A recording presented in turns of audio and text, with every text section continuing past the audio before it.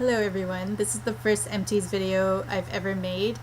It's a video where I show you the products that I've finished up in the last while and tell you what I thought about them. So if you actually like this video, then let me know and I'll keep making them, and if not, then I'll just scrap it. The first product I want to show you is the SBT Sea Buckthorn Night Cream. It's sad but true, but it's completely empty. It was the best night cream I've ever used. It moisturized my skin super effectively. It has omega oils 3, 6, 7, and 9. It's got tons of antioxidants, so it's supposed to brighten up your complexion. I think a lot of people might not like this if you're the type that doesn't like heavy night creams. It might feel a little greasy. But for the purposes of night repair, I think, I don't really mind greasy stuff because it's not like I'm wearing makeup or anything or going out anywhere. So I really loved this night cream. I would definitely repurchase this for the next winter. I probably don't need it in the summertime because I get pretty oily. The curse of the Swedish Skin comes back. This is Swedish Skin's Moisturizing Protective Lotion with SPF 15. Swedish Skin, as this brand was known, is no longer in existence, which is why they were having that crazy buy 3 for 1 deal last summer. And so I had 3 of these. This is the first one that I finished up because I wasn't really using it in the summertime. It's only SPF 15. So I was using this actually throughout the winter. I don't really see a point in me talking about whether I liked it or not because you can't get it anymore. I didn't really like it, but I won't say why or anything. But I finally finished that up. Yet another skincare product is this Now Solutions Hyaluronic Acid Firming Serum, Smooth and Nourish. It says it's for mature skin. It's paraben free.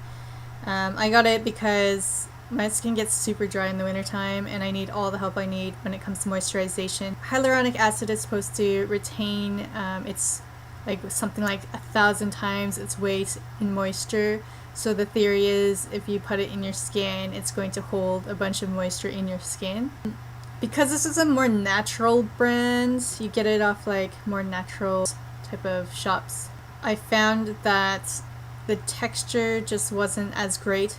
I would never repurchase this again because I found it balled up underneath my moisturizer. I think the ingredients are actually really wonderful. It's very short. It's got deionized water, aloe vera, glycerin, xanthan gum, hyaluronic acid, green tea extract, algae extract, soluble collagen, and cedar bark extract.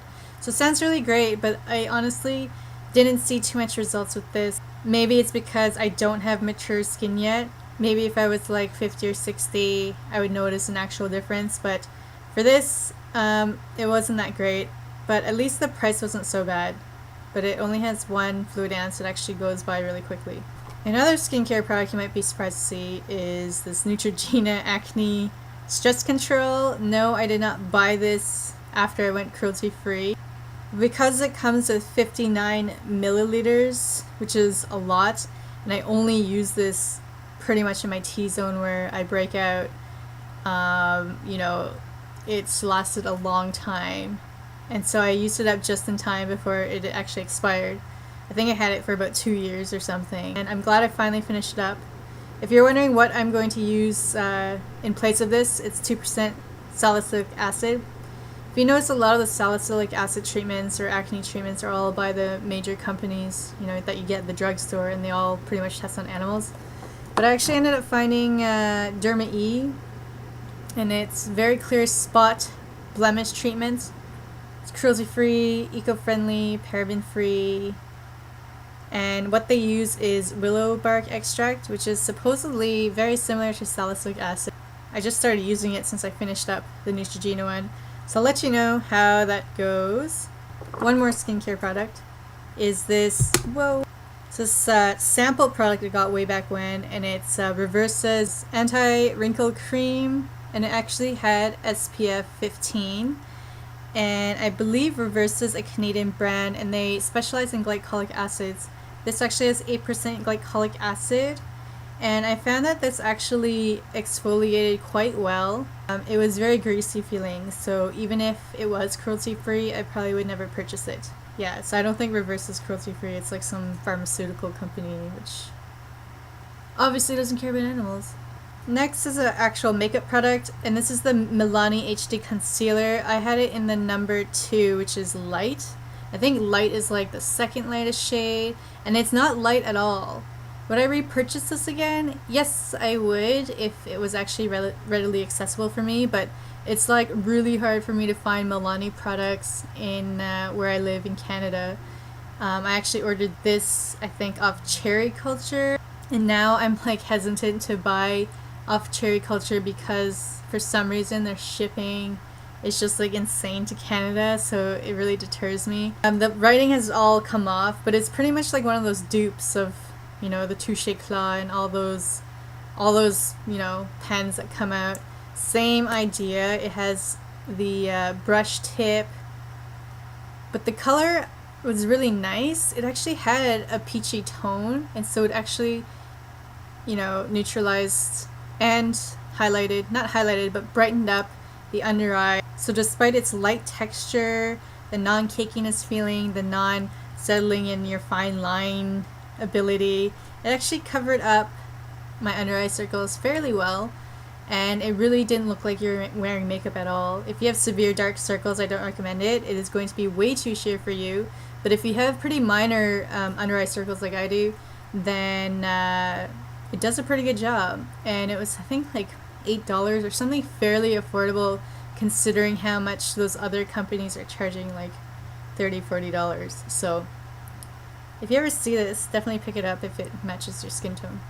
Lastly, I have the e.l.f. Hypershine Gloss in the color Fairy, and it's like a really light pink with like kind of golden shimmer, very fine shimmer.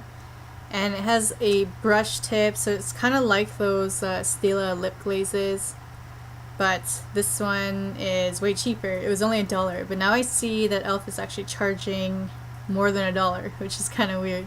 This isn't as good as the Stila lip shines, I don't think, because this uses mineral oil, and the Stila ones I don't believe use mineral oil. But for the cheaper alternative, I think these are great, and they're actually quite pigmented.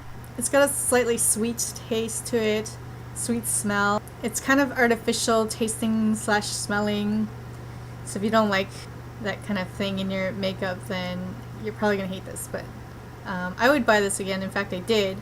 I have a backup and I just cracked it open, so this is a good buy, even though it's super cheap. Oh, and since I used that up, I'm actually using up Clarins. This is the Instant Light Brush-On Perfector, and you know what, I actually liked the Milani one more, but I think that's because this is in the wrong shade. For some reason the lady gave me like the lightest one, and Clarins isn't cruelty free. I believe they do third-party testing, but this is my leftover from like last year. I know it says it expires in like 6 months, but I ended up using this one more, and so I still had this.